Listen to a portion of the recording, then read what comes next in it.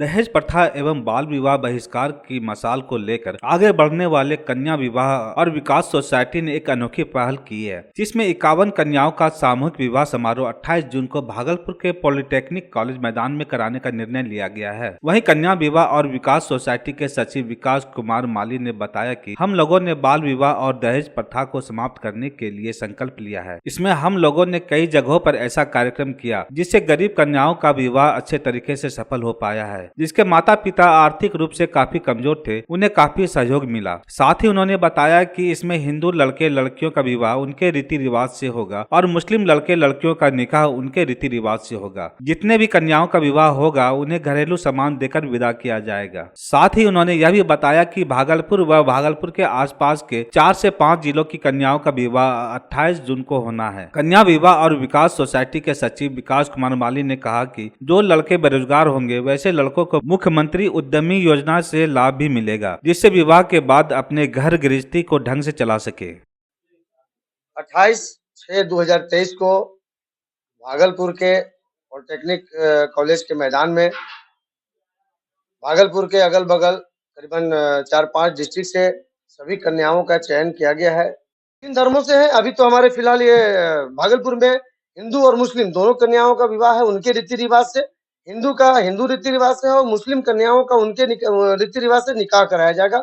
और साथ ही साथ विवाह के बाद जो हम लोगों को कॉपरेट कर रहे हैं वो ऐसे अभिभावक जो अपने बच्ची की शादी 18 के बाद कर रहे हैं और बाल विवाह नहीं करने का जो संकल्प लिए हैं, उन लोगों को हम लोग अपने संस्था की ओर से जनसंघ की सहयोग से हम लोग उनको घर गृहस्थी का सामान, विदाई सामग्री, ट्रंक, तोशक, रजाई, तकिया, बेडशीट, बर्तन सेट, पलंग, गोदरेज, जो भी उनके घर के गृहस्थी के सामान होता है वो सब लोग हम लोग देके विदा कर रहे हैं। कल आप लोग स्वयं आए। और भागलपुर में एम्स की तर्ज पर सुपर स्पेशलिटी अस्पताल बनकर तैयार किया जा रहा है। 200 करोड़ रुपए की लागत से यह अस्पताल बनाया गया है। लगभग 6 बार इसका डेडलाइन फेल हो चुका है। भागलपुर का सुपर स्पेशलिटी अस्पताल लगभग बनकर तैयार हो गया है। उम्मीद जताई जा रही है कि सितंबर से अस्पताल शुरू होना है। इसमें कई तरह की सुविधा उपलब्ध होगी। आपको बता दें कि यह जवाहरलाल नेहरू चिकित्सा अस्पताल का ही एक पार्ट है। इसके शुरू होने से मायागंज अस्पताल पर मरीजों की संख्या में कमी आएगी। अस्पताल निर्माण का कार्य देख रहे डॉक्टर महेश कुमार ने बताया कि इसका कार्य लगभग अंतिम चरण पर है। अब सरकार ह्यूमन पावर दे तो इसको जल्द ही शुरू कर दिया जाएगा। इसमें कई ऐसी मशीनें भी हैं जो अन्य अस्पताल में नहीं है। इससे भागलपुर व आसपास के क्षेत्र के मरीजों को काफी लाभ होगा। जिस इलाज के लिए भागलपुर से बाहर जाना पड़ता था अब वह भागलपुर में ही संभव हो जाएगा। सुपर स्पेशलिटी अस्पताल में 8 विभाग होंगे। अभी तक भागलपुर में ये सब विभाग नहीं है। नेफ्रोलॉजी, न्यूरोलॉजी, न्यूरोसर्जरी, कार्डियोलॉजी सहित कई तरह के इलाज यहाँ संभव है। इससे अब यहाँ के मरीजों को बाहर जाने की जरूरत नहीं पड़ेगी। आज आप सब लोग के बीच में हम लोग हैं और इस हॉस्पिटल का निर्माण करीब 98% से ज़्यादा पूरा हो चुका है। इसके सारे बिल्डिंग के काम पूरे हो गए हैं, बिजली के काम पूरे हो गए हैं। थोड़ी थोड़ी जो त्रुटियां हैं उसके लिए जो भी कंसर्न्ड एजेंसीज है सारे लोग के रिप्रेजेंटेटिव आए हुए हैं और हम लोगों ने पूरे हॉस्पिटल का भ्रमण करके देखा है जो कमी है उसको जल्दी से जल्दी पूरा करने का हम लोग उसको निर्देश दे रहे हैं और उम्मीद है कि जल्दी ही अब इस अस्पताल को हम लोग अपने अंडर में ले लेंगे। ये अस्पताल जवाहरलाल नेहरू मेडिकल कॉलेज का ही एक विंग है, सुपर स्पेशलिटी विंग। 2024 लोकसभा चुनाव की रणभेरी मानो बच चुकी है। कभी भारतीय जनता पार्टी के प्रदेश के नेता भागलपुर पहुंच रहे हैं तो कभी राजद के तो कभी लोजपा के। उसी बीच आज जनता दल यूनाइटेड के भी भागलपुर प्रभारी राजेश कुशवाहा भागलपुर पहुंचे और अपनी पार्टी को मजबूत करने को लेकर अहम बैठक की। बैठक के दौरान कई प्रखंडों के पदाधिकारी व कार्यकर्ता मौजूद थे। उन्होंने कहा वार्ड स्तर पर सशक्त कमेटी के निर्माण को लेकर हम लोग लगे हुए हैं और उम्मीद है कि इस 2024 के लोकसभा चुनाव में हम लोग 40 में 40 सीट लाएंगे। वहीं बीजेपी पर निशाना साधते हुए कहा कि इस बार बीजेपी घबराई हुई है क्योंकि उसे एक भी सीट मिलने वाला नहीं है। उन्होंने कहा कि महागठबंधन की पटना में हुई बैठक के बाद बीजेपी को प्रसव पीड़ा शुरू हो चुकी है। अनेक तरह का बयान घबरा कर देने लगे हैं। हम लोगों का पहला मकसद है बीजेपी मुक्त भारत बनाना। बैठक के दौरान महानगर जिलाध्यक्ष डॉक्टर राजदीप राजा के अलावे वार्ड सेक्टर अध्यक्ष और वार्ड अध्यक्ष मौजूद थे। सभी आदमी सोचते हैं कि हम 40 में 40 सीट हर पार्टी सोचेगा कि हम जीत लें, उसमें रणनीति भी बनाते हैं, लेकिन उनकी घबराहट देख के तो ये लग रही है कि एक भी सीट उनको नहीं आने वाला है। जिस तरह से बिहार में विपक्षी दल की बैठक हुई, लग रहा था कि बीजेपी को प्रसव पीड़ा शुरू हो गया है।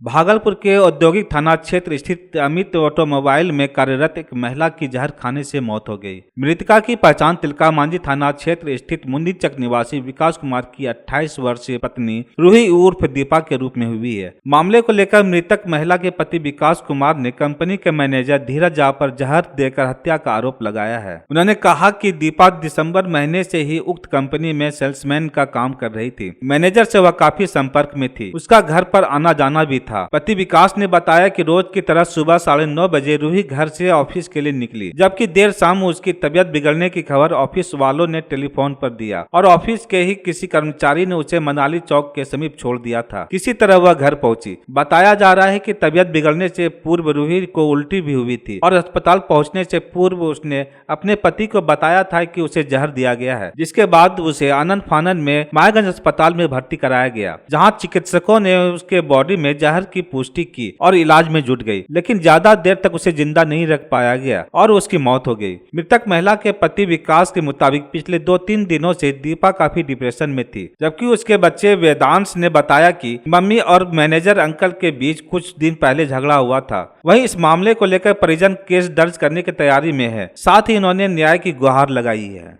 6 बजे लगभग 6-6:30 बजे वहाँ का कोई स्टाफ का फ़ोन आया कि है ना वहाँ जो है दीपा का जो है उल्टी हो रहा है, उसका तबीयत अचानक ख़राब लग रहा है। तो हम देखे ठीक है कहाँ है, तो हम उसको बोले कि आप आइए। तो मनाली चौक पे हम उसको टोटो लेके आ रहा था, तो मनाली चौक पे उससे हम उसको ले लिए। देखे वो बहुत सीरियस हालत में थी, मतलब उठने लायक नहीं थी, ऐसा पोजीशन था। ठीक है, उसके बाद हम वहाँ से लेके आए उसको फर्स्ट मेड में एडमिट किए। वहाँ बोला कि इसका हालत क्रिटिकल है, इसको लेते जाइए मायागंज। हम उसको लेने टोटो किए, मायागंज लेने के लिए जा रहे थे। वो हमको रास्ते में बोली कि हमको जो है वहाँ पर सल्फेट खिला दिया है। और अभी तक हीरो चलता है, अमित हीरो से कोई स्टाफ नहीं आया देखने के लिए। अगर वहाँ का स्टाफ गलत नहीं है तो क्यों नहीं कोई देखने आया।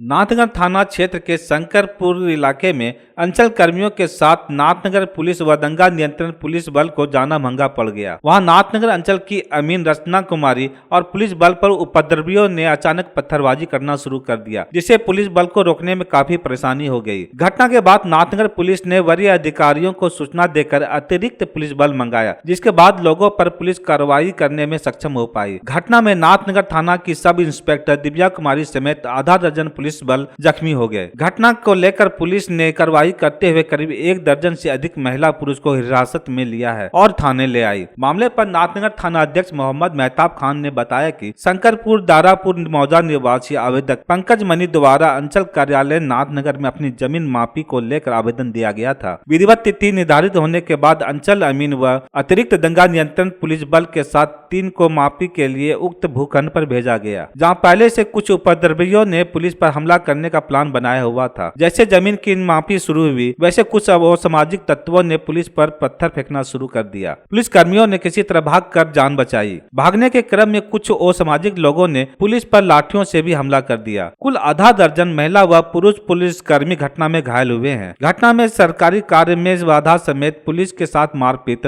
अभद्र व्यवहार करने के आरोप में तकरीबन 25 महिला पुरुष को घटना में नामजद आरोपित बनाया गया है। जो लोग हिरासत में लिए गए हैं उन्हें चिन्हित कर उन्हें न्यायिक हिरासत में जेल भेजा जाएगा। कुल 16 महिला पुरुष को हिरासत में लिया गया है।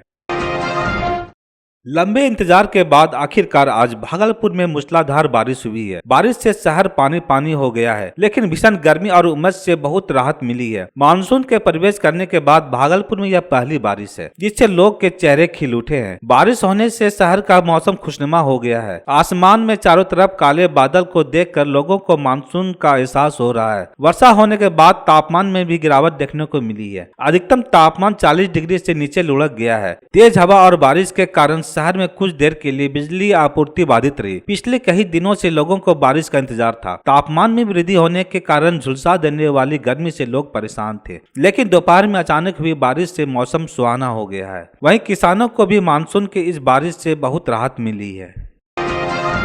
भागलपुर के ततारपुर चौक पर उस वक्त लोगों की भीड़ जमा हो गई जब एक वर्दी वाले ने टोटो चालक की बीच सड़क पर बाल पकड़कर जमकर धुनाई कर दी। दरअसल बीते रात पुलिस वाले और टोटो चालक के बीच सड़क पर रिक्शा लगाने को लेकर विवाद हो गया। हालांकि झड़प किस वजह से हुई यह तो स्पष्ट नहीं पता चल पाया, लेकिन वीडियो में साफ देखा जा सकता है कि किस तरह से ततारपुर थाना के दरोगा टोटो चालक को बीच बाजार बाल पकड़कर पीट रहे हैं और पिटाई खाता शख्स खुद को बचाने का प्रयास कर रहा है। वहीं इस हाई वोल्टेज ड्रामा को देखने के लिए चौक पर सैकड़ों लोगों की भीड़ जमा हो गई। अब वर्दी वाले के द्वारा मारपीट का वीडियो सोशल मीडिया पर वायरल हो रहा है। वीडियो वायरल होने के बाद भागलपुर पुलिस प्रशासन इस मामले पर क्या संज्ञान लेती है यह देखना शेष है।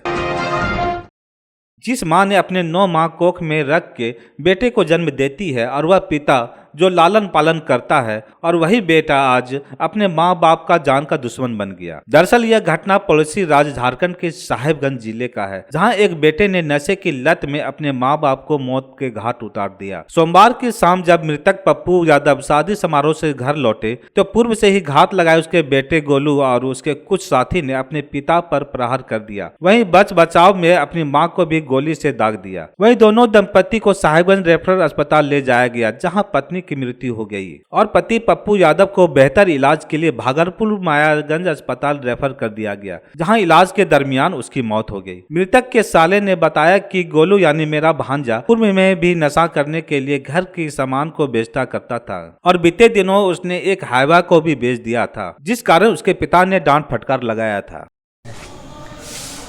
घटना घटा कि रात में पार्टी में गए थे और पार्टी से लौटे घर पे, तो घर में जो है कि उनके बेटे ने मेरी सिस्टर को और जीजा जी को उनके बेटे खुद ने गोली मार दिया। हाँ, समझाते बहुत समझाते बुझाते थे, लेकिन समझा बुझाता नहीं है। उनका खुद का गाड़ी भी जो है कि बेच दिया, वो ले जाके गाड़ी कटवा दिया कटिया में।